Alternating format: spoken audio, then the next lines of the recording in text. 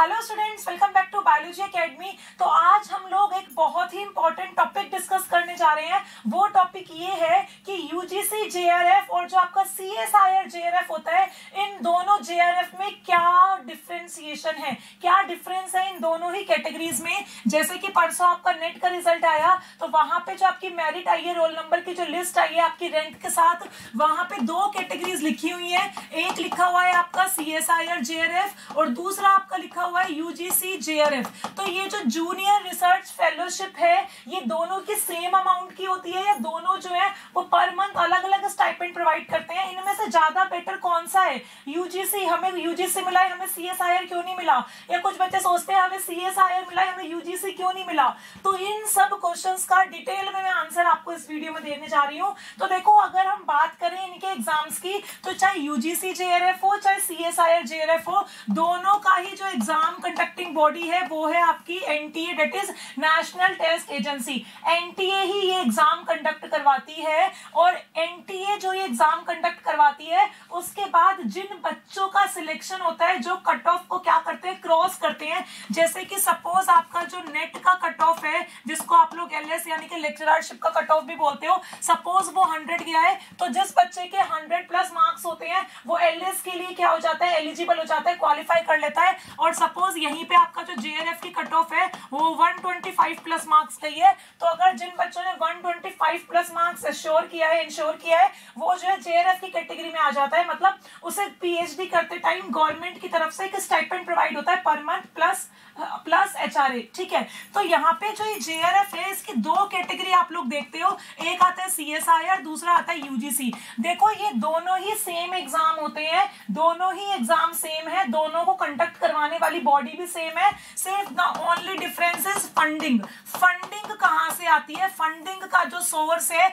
ये इकलौता डिफरेंस होता है। चाहे यूजीसी जेआरएफ हो चाहे आपका सीएसआईआर जेआरएफ हो, funding is the only point which is differentiated. मतलब जो आपके सीएसआईआर जेआरएफ वाले होते हैं, उनकी जो फंडिंग होती है वो सीएसआईआर की तरफ से आती है, और जो आपके यूजीसी जेआरएफ वाले होते हैं उनकी जो फंडिंग होती है वो यूजीसी की तरफ से आती है। अब बात करते हैं कि क्या फंडिंग सेम होती है या अलग अलग फंडिंग होती है। पर मंथ आपको जो फंडिंग मिलती है ये सेम होती है या अलग अलग होती है? तो यहाँ पे मैं आपको दोनों की ही फंडिंग बता दूं, चाहे आपका सीएसआईआर जेआरएफ हो चाहे आपका यूजीसी जेआरएफ हो, इन दोनों की ही फंडिंग सेम होती है। That is 31,000 rupees per month along with your HRA. ठीक है, आपको पर मंथ एचआरए मिलता है और आपको 31,000 रुपीज का स्टाइपेंड पर मंथ मिलता है। यूजीसी भी आपको ये सेम फंडिंग प्रोवाइड करता है, यूजीसी भी ये सेम फंडिंग आपको पर मंथ प्रोवाइड करता है। तो फंडिंग में कोई भी फर्क नहीं है, सिर्फ फंडिंग देने वाले सोर्सेज अलग अलग है। The amount is same in both the JRF.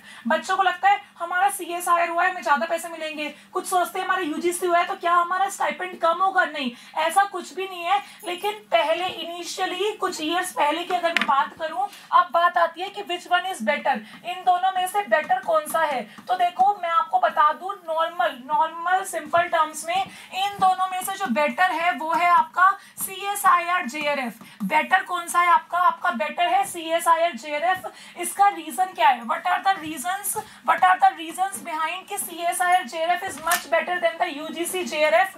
Number first, जो आपकी बहुत मोस्ट पॉपुलर यूनिवर्सिटीज हैं, वो जनरली उन कैंडिडेट को प्रायोरिटी देती हैं जिनका सीएसआईआर क्लियर होता है। ये पहले की कुछ सालों के पहले की बात बता रही हूँ, जो आपका आईआईएससी बेंगलोर वगैरह था, उनका जो प्रायोरिटी होता था वो किसके लिए होता था? सीएसआईआर नेट के लिए। और दूसरा रीजन क्या है, इनका जो सीएसआईआर जेआरएफ का जो फंडिंग का प्रोसेस है ये बहुत ही फास्ट है, ये as compared to UGC NET बहुत ही फास्ट है। मतलब यहाँ पे टाइम टू टाइम जनरली जो है फंडिंग आपको मिलती है, लेकिन यूजीसी में फंडिंग बहुत लेट तक स्टूडेंट्स को मिलती दोनों ही केसेस में है, लेकिन यूजीसी का प्रोसेस थोड़ा स्लो है और सीएसआईआर का जो प्रोसेस है वो थोड़ा सा कंपैरेटिवली फास्ट है। तो यहाँ पे इसी रीजन से सीएसआईआर नेट जो है वो ज्यादा बेटर माना जाता है as compared to CSIR as compared to UGC JRF, ठीक है। तो यहाँ पे CSIR JRF जो है आपका ज्यादा बेटर ऑप्शन माना जाता है। लेकिन क्या ये प्रोसेस हमारे हाथ में है या ये प्रोसेस रेंडम है? तो बेटा ये जो आपका सिलेक्शन का प्रोसेस है, ये जो आपका सिलेक्शन का प्रोसेस है, जब आपका रिजल्ट आता है तो ये कंप्लीटली रेंडम होता है। ये पूरा का पूरा प्रोसेस कैसा होता है? रेंडम होता है। ये आपके हाथ में नहीं है कि हमारे नंबर ज्यादा आए हैं तो आपको CSIR मिल गया है, या इस बच्चे के नंबर कम आए हैं तो इसको JRF मिल गया UGC वाला। ये आपके हाथ में बिल्कुल भी नहीं है। ये कंप्लीटली NTA के हाथ में है। रेंडमली पिकिंग होती है कि इस बच्चे को UGC फंडिंग देगा, इसको JRF देगा, इसको UGC देगा, इसको JRF फंडिंग जो है वो CSIR देगा। तो ये कंप्लीटली रेंडम प्रोसेस होता है। तो it is not in your hand, ये तुम्हारे हाथ में बिल्कुल भी नहीं है। तो टेंशन लेने की जरूरत नहीं है। फंडिंग देने वाला सोर्स अलग है, लेकिन यहाँ पे फंडिंग का जो अमाउंट है, जो स्टाइपेंड का अमाउंट है, वो बिल्कुल सेम है। और आज की डेट में, पहले की बात छोड़ो, आज की डेट में दोनों की ही वैल्यू बिल्कुल इक्वल मानी जाती है। तो तुम्हें टेंशन लेने की जरूरत नहीं है। चाहे तुम्हारा नाम CSIR में आया हो, चाहे UGC में आया हो,